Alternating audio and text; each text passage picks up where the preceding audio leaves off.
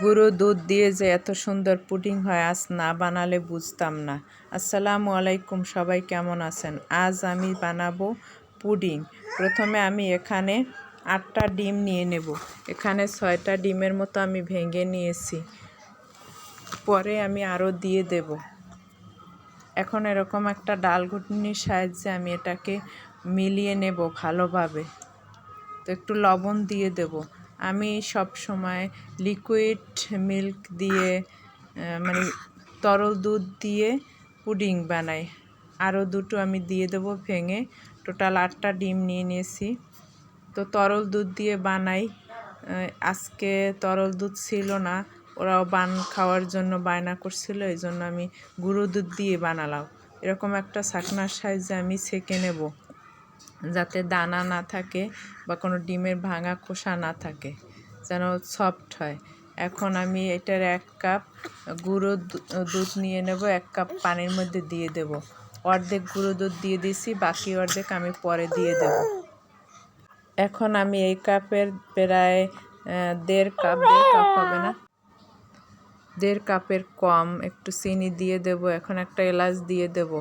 এলাচটা দেওয়ার কারণ ডিমের গন্ধটা যাতে না থাকে, এই জন্য। এখন এটাকে আমি ঘন করে নিব।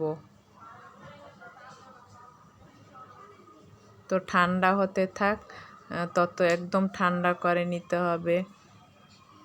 তো ততক্ষণ আমি একটা কড়াইয়ে পানি দিয়ে দেব। পানির মধ্যে আমি একটা স্ট্যান্ড বসিয়ে দেব।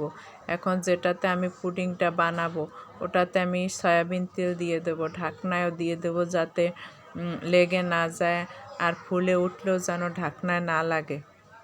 তো দুধটা একদম ঠান্ডা হয়ে গেছে। এখন আমি দুধ আর ডিমটা একসাথে মিলিয়ে নেব।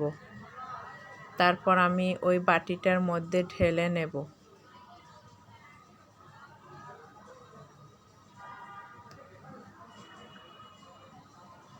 তো আমি প্রথমবার গুঁড়ো দুধ দিয়ে ট্রাই করেছি।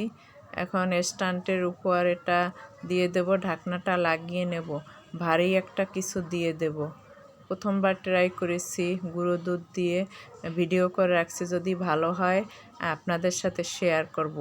এখন উপরে একটা ঢাকনা দিয়ে দেব, যাতে চারদিক থেকে ভাপটা বের হয়ে না যায়।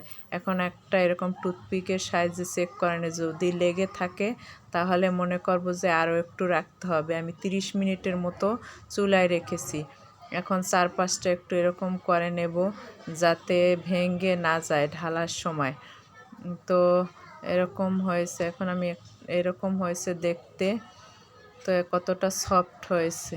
এখন একটা ছুরির সাহায্যে কেটে নেব। তো ভালোই হয়েছে দেখতে। তো এরকম হয়েছে। তো কেমন হলো আমার আজকের পুডিংয়ের রেসিপি জানাবেন। সবাই ভালো থাকবেন। আল্লাহ হাফেজ।